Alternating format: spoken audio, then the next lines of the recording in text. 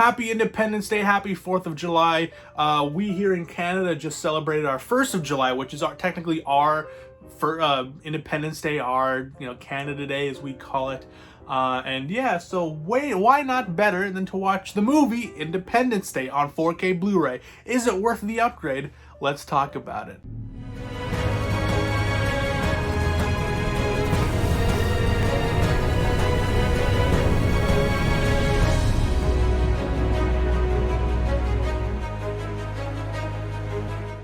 So Independence Day 1996 Roland Emmerich classic blockbuster. I had never seen this movie, and what a way to watch it on 4K Blu-ray. First off, my initial thoughts on the film, I really enjoyed it. I was surprised, because when I first saw that they had so many different perspectives when it came to Will Smith's character, the Marine character, or Air Force character. You have the drunk victim, or the person who's been, who's had contact with aliens. No one believes him. That was a great character. With Jeff Goldblum, always. He's basically just passed over from Jurassic Park, basically the same character, but he is still great, very charming. And the president's character. So you're able to, I was very surprised at how well they're able to, the writing was fantastic. The way you're able to see all these people delve into their lives, just a very tiny bit to understand them, to actually care for these characters. There's not a single character where you're like, no, I don't really care if he dies, I don't really care if they die. There's a lot of tenseness, people's lives are on the line and people fucking die. Like, people you love in this movie will fucking die, and it's actually quite sad, but it has a heroic, satisfying ending. But yeah, jeez, wow, I was not expecting them to pull those punches, so that was great. The action is great.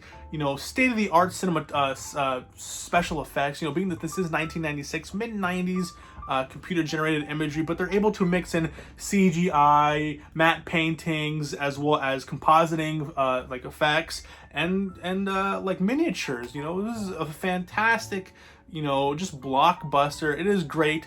Is the story amazing? Not really, but there is really good writing, really good characters. So I would give this a 3.5 out of 5, 7.5 out of 10. So that was my thoughts on the movie. Let's get into the 4K transfer. So this is a new 4K remaster. This is not the same Blu-ray transfer that we got in 2008, which I did watch, and I will compare the two. But this is, again, native 4K. I have the specs here. This does have HDR10. You will get those black letter box bars. No Dolby Atmos. You get a DTS XMA 7.1 track, and this is in, I think I already said this, HDR10, no Dolby Vision, but it's whatever. So image quality starting off, I was expecting the world, being that this is a new 4K transfer, being the 20th anniversary, because this is an older 4K, June 7th, it was released 2016, so that initial first run of 4Ks, I wasn't disappointed, I'm not gonna lie.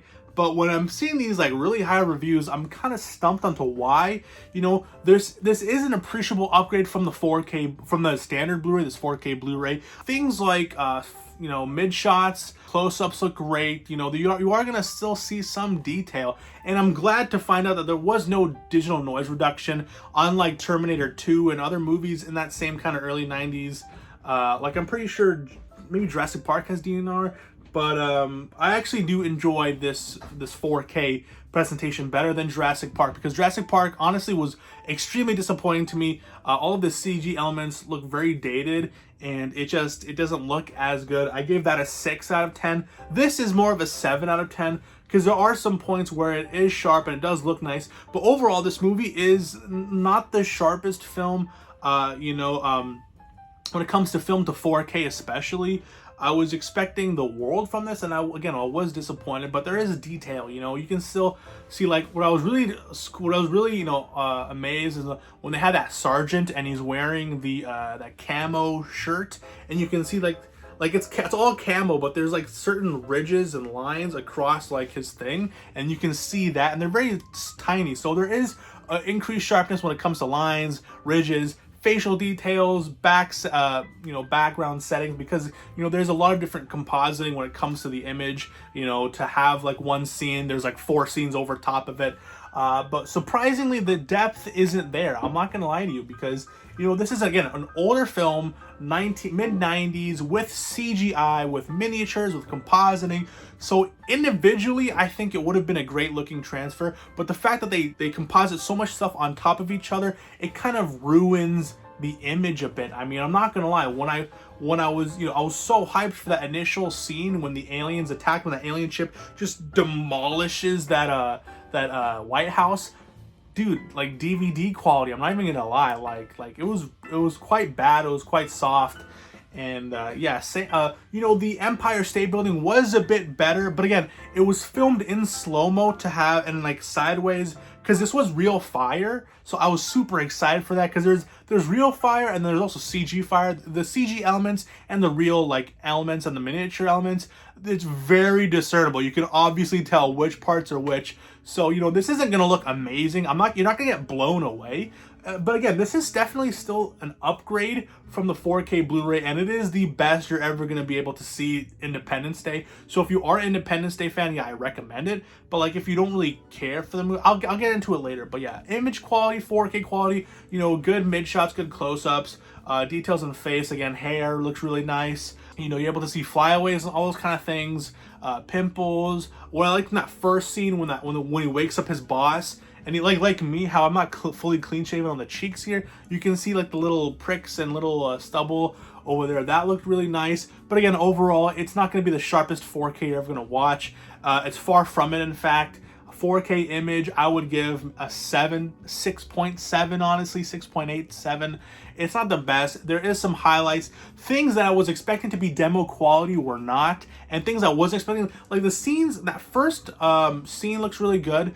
That scene where they introduce Jeff Goldblum's character when he's with his dad, they're playing chess, and they have those close-up of his hands, and they're moving the board, and you can see the wood grain of the board, you can see the chalk, you can see all that stuff, you can see the little lines and curvature marks on the little chess pieces. That looked great. When Will Smith crash lands and he's in that desert with the white sand or white cobblestone or white whatever, that looked really nice. But like those things, like again, like those really big special effects moments where I was expecting to look really nice, they didn't really look that nice, weren't sharp at all. But yeah, so 4K quality wasn't the best. It's still again, it is an upgrade, but not by much. Just a pubic hair, as brass tacks would say it. It's a pubic hair sharper, but it's still, again, I honestly would say the biggest upgrade when it comes to this 4K Blu-ray is the grain structure. Again, for this not having a Blu-ray since 2008, the grain structure looks absolutely fantastic. Again, it is a grainy movie, so if you're a grain hater, you are not gonna like this movie. This movie is gonna look dated as fuck. It's gonna look old as shit. And if you're looking for like, I want to get like Godzilla versus Kong, this is the farthest you will get. Things stand out more. It looks nicer, but again, the grain structure is heavy. Even though the grain structure is nicer, it doesn't look as boxy and as like insane as the standard Blu-ray. It is still quite prevalent, and it will you will see it literally in every single shot. You will see film grain. I'm in the line of comparing it to Blade Runner, because Blade Runner, even though it's not really the same, they do have similar types of scenes with using miniatures, showing matte paintings and compositing them in the same image. Blade Runner blows it out of the water with a quarter of the budget and 16 years older. It's just an eye for, whatever, because I don't think Blade Runner was trying to go for a blockbuster. Obviously, Independence Day was. But yeah, so grain structure is better than the standard Blu-ray, but it is still extremely prevalent, but it does look nicer. It has a more natural feel to it as compared to the compressed Blu-ray, where it was so bad. It was terrible. I mean, like, it's so straggly and static. Like that scene when all of the convoy, like all of those motorhomes come towards Area 51, and it has that wide shot of that white sand or that white brick or whatever it's called, that white desert area. The grain on the standard Blu-ray was Oh god, it was so bad. But here it is still prevalent, not as much, and it is incredibly better. Again, and for a 4K transfer that doesn't have any DNR, it looks pretty good. The grain structure is the biggest upgrade. And yeah, so that was the 4K image quality. Let's get into the HDR. This again is another upgrade, but not honestly by much, because the colors on the standard Blu-ray is pretty good as well. You know, scenes like that first scene when they're in that press room or whatever, the cable room, whatever they want to call it, that looks nice. The TVs, all that stuff looks really nice. Colors look really good. You know, facial features like blood and all that stuff. People look alive. People don't look cold. They don't look dead. And yeah, when they're in that war room and all the lights are shining on them and stuff like that, that looks really nice. You know, the reds, the blues, when that invasion happens and that just godlike blue light shines on everyone, that looked really nice. Everything looks more natural. The standard blue had this like gaudy feel to it where everything was over contrast and didn't look very nice. This has a more natural vibrancy to it, but honestly still it isn't the hugest upgrade. And then the audio again is the biggest upgrade, absolutely the biggest upgrade when it comes to this 4K transfer. Now this isn't a Dolby Atmos track, but it is still a 7.1 DTS:X MA as compared to the original 5.1. Even though I would say the original 5.1 was still pretty good, but just this audio track is fantastic. I mean, all of your channels are being used, subwoofer testing, all that stuff, you know. Explosions, that scene when they're dog fighting with the alien stuff, and you can hear the differences between like the alien and like the American fighters. That would sound really good. I can't go more into it because, you know, I don't have the biggest setup, but from what I've heard, it sounded absolutely fantastic. So overall, you know, without having Dolby Atmos, no Dolby Vision, you know, has a HDR10 with a new 4K transfer. I'm not gonna lie to you, I was left a bit disappointed, but saying that it's a bad transfer is, you know, disapproving of like what it is, because it is still decent. You know, I'm not gonna say I recommend it to everyone who owns a 4K player and a 4K TV. It is a good movie, and it is like one of the better blockbuster films, but I wouldn't recommend you spend brand new on it. If you can get this on sale, like I got this on Black Friday for like $8, yeah, sure. But if you're gonna spend $20 on it, $15, it's not worth it. Honestly, just check it out on Disney Plus. See if you like it. Maybe you could upgrade it, but I couldn't really recommend this 4K transfer. It is definitely for people who love this movie, who want to see it in its best possible quality, yes. And also there's more special features. When I was looking at the special features for the Blu-ray to get the special effects commentary, that was basically it. 2 commentaries, a trailer, and like upcoming Fox Blu-rays from 2008. This one has like a half an hour documentary 20 years later, all that stuff. So if you're a really fan, they have a VFX breakdown and all that stuff, so that's pretty cool. So you are getting, you know, a full package. You're getting bonus features, you're getting a decent upgrade and transfer, and a really good audio track. So yeah, I would say this is a recommend. I'm not gonna I'd say this is for fans only.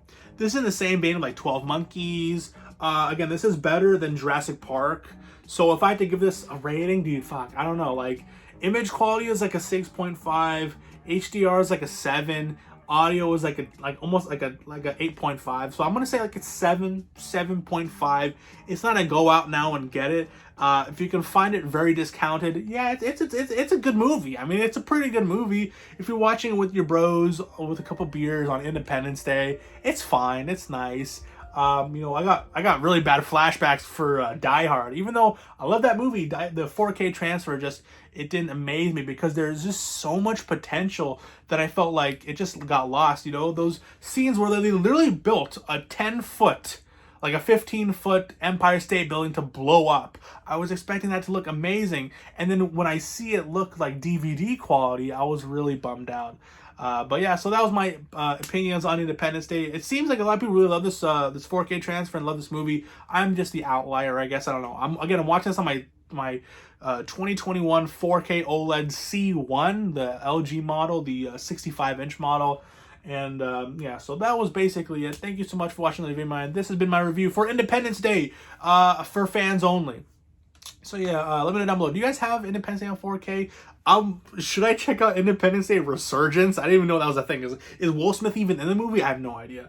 But anyways, that was it. Thank you so much for taking the time to watch this video. It means a whole lot to me. If you enjoyed this review, please make sure to leave a like. And if you're into 4K reviews like this, I have a whole playlist over there. Click over here. And if you're into 4K content, Blu-rays, I do reviews, I do top 10s, I do discussion videos, I do hunting videos too. I'm like an all-in-one package. If you're a fan of films at home and mid-level media and all those type of people, join me. And I'm also Canadian, so if you want to see a different aspect, a different perspective of what physical media is like here in Canada, and if you're interested, please make sure to leave a subscribe. And thank you so much. Please have yourself a good day, night, evening, afternoon, morning. I've been Mason for the Mockbuster YouTube channel. Subscribe, like, and see you on down the trail. Support physical media. See you guys.